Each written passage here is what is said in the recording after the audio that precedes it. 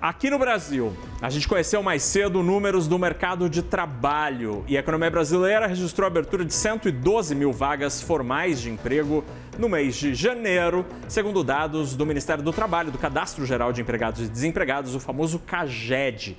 Os números foram divulgados agora há pouco pelo Ministério do Trabalho. Temos aqui a apresentação do Ministério do Trabalho, que mostra aqui, então, 112 mil vagas criadas no mês de janeiro. O número veio melhor do que se esperava.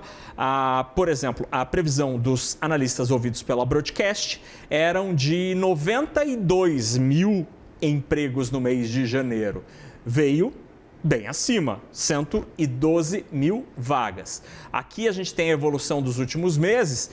Então, como normalmente acontece, dezembro é um mês negativo para a formação de postos de trabalho, já que as vagas temporárias são desfeitas no mês, mas a gente volta e na comparação na margem aqui, janeiro tem o melhor desempenho desde o mês de setembro do ano passado. Aí, indo um pouquinho mais para baixo aqui, vou pedir licença, vou correr ao vivo aqui com vocês esta apresentação. Nós temos por setores aqui um pouquinho mais à frente. Aqui, olha, aqui é interessante porque esse gráfico mostra o mês a mês, e aí aqui as barrinhas mais escuras mostram o CAGED desta atual metodologia, que ela foi alterada, as barras cinzas são da antiga metodologia, sempre no mês de janeiro. Então, 112 mil agora. Janeiro do ano passado, 137 mil, 180 mil em janeiro de 2024. Então, está caindo efetivamente, mas 112 mil continua sendo relevante. E aí, vou continuar. Se você tiver labirintite que nem eu peço desculpas porque estou andando aqui na apresentação. E aí, aqui agora, por setores da economia, o setor de serviços cresceu 40, gerou 40.500 mil vagas. O comércio teve o fechamento de 56.800 vagas. Aí são as vagas temporárias, né? O pessoal demitido em dezembro, o pessoal demitido em dezembro. Construção com 50.500, positivo. Agropecuária, 23 mil. E a indústria com quase 55 mil postos. E aí, só vou aqui, Edu, passar muito rapidamente para frente aqui, para o salário, porque esse é um indicador que tem chamado muito a atenção, porque os salários continuam crescendo. Então, nós temos aqui salário médio de admissão, que é essa linha mais escura, 2.389, com um salto na comparação com janeiro, mas esse salto ele é sazonal, porque você vê que janeiro do ano passado também foi mais alto. Mas a renda continua crescendo.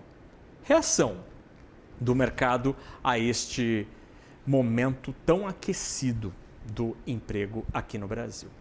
Bom, para falar sobre esses números todos do CAGED, eu converso agora com o economista-chefe da Monte Bravo, Luciano Costa. Luciano, faz tempo que não conversamos aqui, que bom tê-lo com a gente aqui no CNN Money. O mercado de trabalho continua aquecido, vai bem, obrigado. Qual a tua leitura? Bom dia. Bom dia, Fernando, sempre um prazer.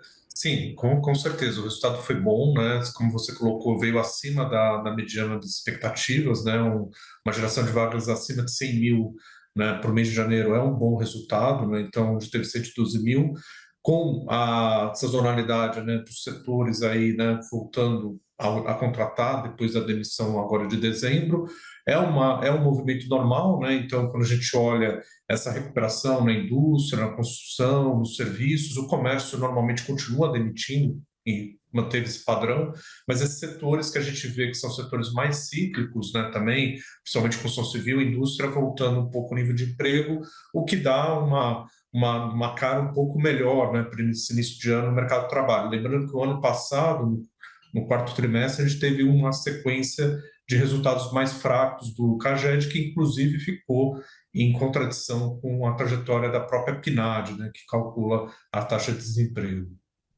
Quando a gente observa o mercado de trabalho, existe a leitura do IBGE, né, da PNAD, que aí é um conceito mais amplo e você pega quem está ocupado, mas sem carteira assinada.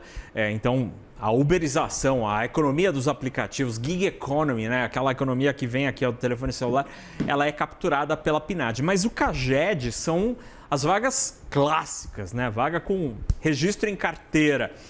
E mesmo neste recorte da economia formal, a economia brasileira continua demonstrando uma capacidade muito resiliente de geração de postos de trabalho. Qual a tua leitura desta capacidade? Essa é me parece, como jornalista econômico, a grande dúvida da economia brasileira ao longo dos últimos tempos, né?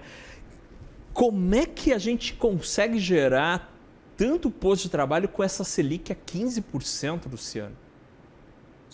Eu acho que a resposta ela passa por dois caminhos, né? Primeiro, a gente tem uma expansão fiscal nesse ciclo que é relevante, então isso mantém, né, a demanda aquecida e com isso você consegue manter o mercado de trabalho aquecido. Então, né, você teve não só ao longo dos últimos anos, né, aumento de gastos, mas para esse ano a gente vai ter o impacto agora, já está tendo né, da mudança da tabela do imposto de renda. A gente tem as medidas que o governo tomou no final do ano passado para os programas habitacionais, né, mudando as faixas do Minha Casa Minha Vida, e tem outras medidas, né, como o crédito consignado privado, que também está ajudando um pouco a parte do crédito. Então, tem vários impulsos, né, que ocorreram aí nos últimos anos que mantêm a demanda aquecida, apesar de a gente ter uma taxa de juros real muito elevada, que seria o normal apresentar alguma desaceleração maior no mercado de trabalho.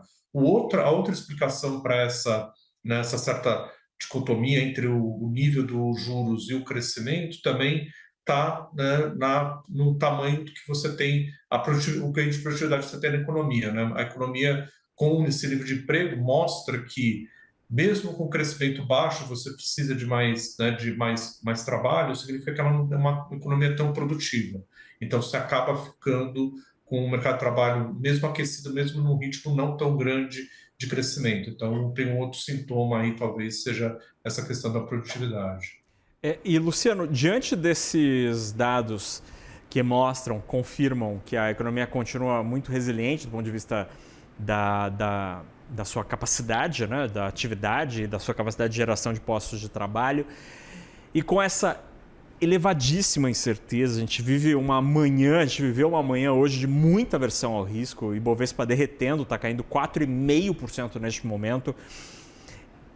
Ontem, Rogério Seron citou que dólar em alta, petróleo em alta, podem eventualmente antecipar o fim do ciclo de corte de juros que sequer começou.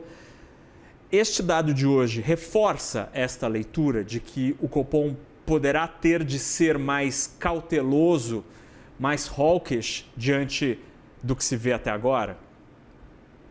Acho que o dado ele está num contexto de que já estava vindo a economia, né? Que era uma economia que estava moderando o crescimento, como a gente viu hoje no dado do PIB, o crescimento na margem já veio aí para uma taxa muito baixa, né? De 0,1 só de crescimento na margem. Então, acho que o dado do emprego está dentro desse contexto. Acho que esse dado de emprego não muda a função de reação do Banco Central no sentido de ser um ciclo no qual o Banco Central ele vai diminuir o aperto relativo, mas ele vai continuar com os juros provavelmente acima do neutro, né? O que isso significa? Significa que o Banco Central ele tem espaço para cortar juros ao longo desse ciclo, é um espaço que não é desprezível, a gente acha que é em torno de 300 pontos, mas ele não consegue ir muito próximo do juro neutro, né? Do que seria o juro que estabiliza a economia, né? Perto do neutro, com um crescimento que entrega a meta de inflação. Então, exatamente esse contexto que a gente está falando, de expansão fiscal e de uma economia que fica muito aquecida apesar do aperto monetário, é que gera essa expectativa de que o Banco Central tem um espaço para cortar juros, mas o espaço dele fica limitado porque o fiscal leva uma taxa de juros neutra mais alta. Então, acho que esse acaba sendo a equação final. Com relação ao que aconteceu agora recentemente, né, e a função de reação do Banco Central, tudo vai depender da permanência do choque, né? O choque não vai ser incorporado no Banco Central se não se tornar permanente, né? Se for um choque passageiro, daqui a 2 ou 3 semanas né, o preço do petróleo volta a ficar mais bem comportado, o Banco Central vai olhar isso como algo transitório que ele não vai extrapolar para o horizonte dele de projeções. A grande dúvida é quão persistente é ou não esse choque no petróleo e quanto que isso traz ou não mais inflação no horizonte que é relevante dele, que é de 2027. Então, acho que essa é a grande dúvida que vai ficar, que na verdade de resposta a não ser os próprios eventos, né, que estão acontecendo lá fora se desenrolando. Luciano, muito rapidamente, eu sei que a gente está vivendo isso aqui literalmente em tempo real, e Bovespa agora caindo 4,45%, já de volta aos 180 mil pontos. O que te parece hoje desta reação de tanta aversão ao risco nesta terça-feira, ao contrário do que se viu ontem? Ontem à tarde a gente viu ali uma leitura mais construtiva ou menos pessimista com relação aos ativos globais. É o temor do investidor de que esta guerra poderá ser maior em termos geográficos, se espalhando pelo Oriente Médio e talvez mais longa do que se previa?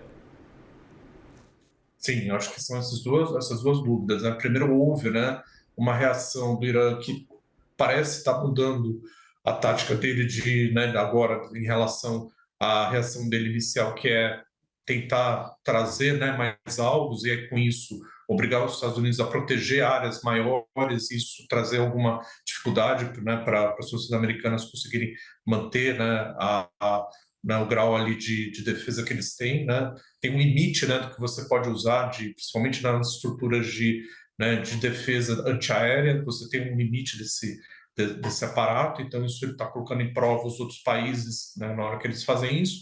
Então isso pode aumentar, né, o conflito. E por outro lado tem a questão da persistência, né? Ao dar esse sinal significa que o Irã, por enquanto, não tem uma grande disposição a negociar, né? Então parece distante ainda de um ponto de negociação. Então por isso que o mercado fica mais nervoso e, portanto, tem que colocar um prêmio maior dentro dos ativos, né, considerando que o choque de petróleo ele desorganiza muito os equilíbrios, né, principalmente a questão da inflação e a questão dos juros, né? Então esse choque se tornando mais permanente, né, do que era o esperado, provavelmente você vai ter como consequência o mercado esperando mais inflação e provavelmente discutindo, né, como a gente acaba de discutir aqui, reações dos bancos centrais ao longo do tempo no mundo, né? Ou seja, a gente tem uma expectativa de cortes pelo Fed, tem expectativa de cortes aqui de outros bancos centrais, mas tudo fica muito condicionado à evolução desse choque do preço do petróleo, que isso pode ter de impactos da inflação olhando no médio prazo.